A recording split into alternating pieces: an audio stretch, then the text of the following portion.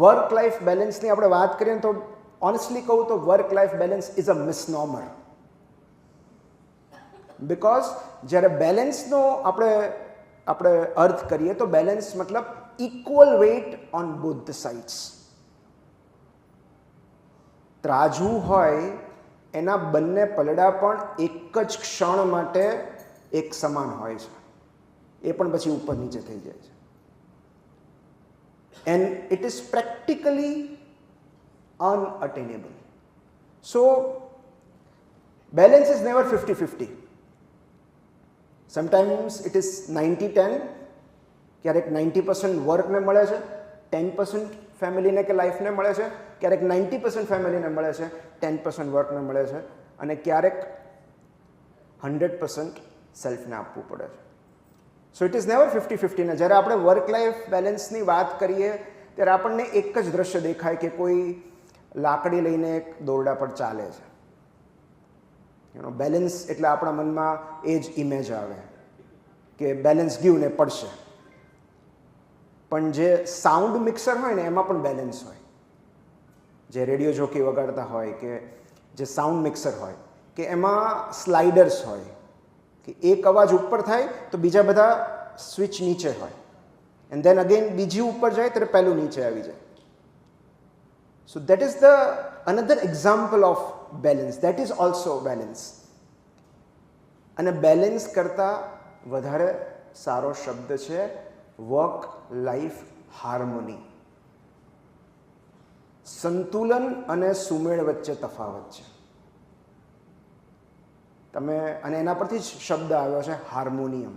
તમે હાર્મોનિયમ સાંભળ્યું હોય તો એમાં તમે એમ કહો કે મારે તો બેલેન્સ જ રાખવાનું છે, એક બ્લેક કી ને એક વ્હાઇટ કી હું એમ જ વગાડીશ, ઉપરા ઉપરી બે બ્લેક કી ના થાય, તો જે મ્યુઝિક જનરેટ થશે એ આપણને સાંભળવું નહીં ગમે.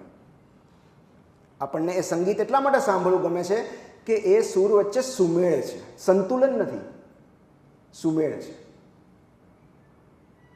સો harmony is important then balance.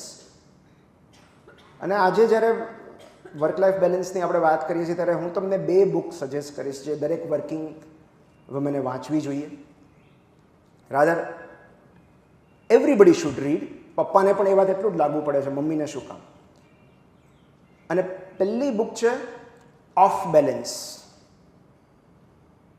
Getting beyond work life balance myth and getting into personal and professional satisfaction. So આ પુસ્તક છે એ વર્ક લાઈફ બેલેન્સના ફંડાને જ ચેલેન્જ કરે છે. And the goal should not be the balance, the goal should be personal and professional satisfaction. કારણ કે balance achieve થયું કે નહીં આપણને ક્યારેય ખબર નથી પડતી. આપણામાંથી કોઈ એ જાણી નહીં શકે કે આપણે વર્ક અને લાઈફને બેલેન્સ કરીએ છીએ કે નહીં. પણ the beautiful thing about satisfaction is that you know when you get it and you know when you don't get it. So I would say chase satisfaction rather than chasing balance. અને એની માટે core value and priorities ખબર હોવી જરૂરી છે. હું તમને એક example આપું. My wife is MD in homeopathy and she is a lecturer in homeopathy college. Last week મારા મમ્મી પપ્પા બીજા શહેરમાં હતા, બહાર ગામ ગયા હતા, અને મારી દીકરીને એક્ઝામ્સ છે અત્યારે.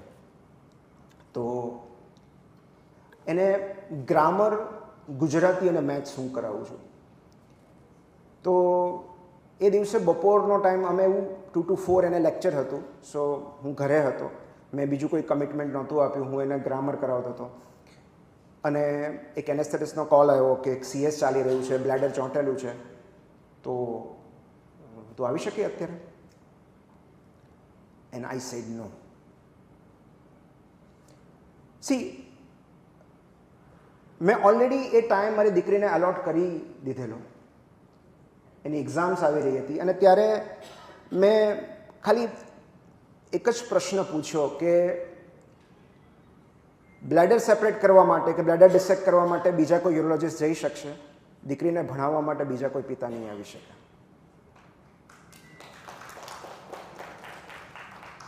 સો મારી કોર વેલ્યુ શું હતી એ સમયે, મારી પ્રાયોરિટી શું હતી? મારી દીકરી. સો અને આ કોર વેલ્યુ ક્યાંથી આવે છે? કારણ કે મને ખબર છે કે મમ્મીએ રજા લઈને મને ભણાવ્યો છે, મને ભણાવવા માટે રજા લીધી છે. તો હું એક કોલ જતો ન કરી શકું મારી દીકરી માટે. તો અને it is, I would say it is integrated life approach, because work and life they are never separate, they are interconnected. અને એ જે સંતોષ છે એ તમારા બીજા આસ્પેક્ટને પણ ઇન્ફ્લુઅન્સ કરશે. અને યુઝ્યુઅલી એટલે જ આપણે જોઈએ છીએ કે જે સ્ત્રીઓ એક જગ્યાએ કોમ્પિટન્ટ હોય છે એ બીજી જગ્યાએ પણ કોમ્પિટન્ટ હોય છે. સો જે ઘરમાં બધું મેનેજ કરતી હોય છે એ વર્કમાં પણ એટલી જ કોમ્પિટન્ટ હોય છે, because one success will influence your other side. It is all about energy management. અહીંયા આવતા પહેલાં મેં મારી વાઈફને પૂછ્યું હતું કે તું કઈ રીતે મેનેજ કરે છે વર્ક લાઈફ બેલેન્સ? એન્ડ એણે મને બહુ જ સુંદર જવાબ આપ્યો, I take care of my self. You can't pour from an empty cup. You can't give your best to others if you are running on empty. And empty એટલે if you are under rested, overcommitted, physically exhausted, emotionally drained, તો તમે કઈ રીતે હાર્મોની જાળવી શકો? અને આ એમ્પ્ટીનેસ બહુ ભયંકર હોય છે, because I have experienced it. અને એનું કન્સિક્વન્સ બર્નઆઉટ હોય છે. હવે કેટલા બધા લોકો બર્નઆઉટ સ્વીકારતા જ નથી કે આવો શબ્દ છે. થાક અને ખાલીપા વચ્ચે તફાવત છે. Burnout is at the soul level, when you are physically, emotionally, socially, mentally and spiritually exhausted. કેટલા બધા એવું નથી કહેતા કે બધું છોડીને ક્યાંક ભાગી જવાની ઈચ્છા થાય છે. That is burnout. આમ તો પત્નીઓ પાસેથી એવું વારંવાર સાંભળતા હોઈએ છીએ કે મારી જગ્યાએ બીજી કોઈક હોત તો ક્યારની છોડીને ચાલી ગઈ હોત. અને દરેક વખતે આપણે ઊંડો નિસાસો નાખીને કહેતા હોઈએ છીએ કે કાશ તારી જગ્યાએ કોઈક બીજી હોત. એટલે એ સુખી દાંપત્ય જીવનનું લક્ષણ છે, એમાં કંઈ ચિંતા કરવાની જરૂર નથી. બધું છોડીને ભાગી જવાની ધમકી એ સુખી દાંપત્ય જીવનનું લક્ષણ છે. ઓલું નથી એક્ઝામ વખતે આપણને છેલ્લે એવું લાગે મને કંઈ જ નથી આવડતું. That is a healthy sign. એનો મતલબ કે તમે બહુ બધું વાંચ્યું છે. તો કેટલાક ઝઘડા પણ પોષક હોય છે, એ સંબંધને નર્ચર કરે છે. કારણ કે ત્યારે એવું બધું બહાર આવી જાય છે જે સપ્રેસ થયેલું હોય છે, તો એ વેન્ટિંગ આઉટ જરૂરી છે. તો જો બધું છોડીને ક્યાંક ભાગી જવાની ઈચ્છા થાય તો એના બે જ કારણ હોય, કાં તો ડિપ્રેશન હોય ને કાં તો બર્નઆઉટ હોય. અને વર્કિંગ પીપલમાં આ બીજું જે છે એની શક્યતા વધારે છે. અને એના કારણે શું થાય? ઇરિટેબિલિટી, રિએક્ટિવિટી અને એપથી. તમને પ્રેમ કરનારા લોકો તમને ન ગમે. You become apathetic towards your loved ones. તમને તમારા બાળક પ્રત્યે ચીડ ચડે કે આ ક્યાં આવ્યો અત્યારે. So that is a sign of burnout. અને દરેક મમ્મીમાં થતું હોય છે કે ક્યારેક તમને તમારા બાળકથી ચીડ ચડે કે તું યાર થોડીક વાર આઘો જા ને, મને એકલી રહેવા દે ને. સો that is serious deficiency of me time. And that means we need to prioritise self care, જે આપણે નથી કરતા. એવી વસ્તુઓ જે તમને એનર્જાઇઝ કરે છે.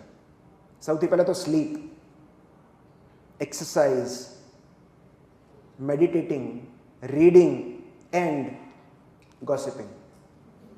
એવું કહેવાય છે કે when females they feel depressed they go shopping.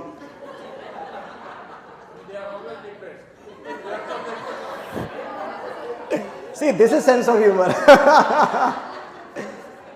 And when men feel depressed, they attack another country.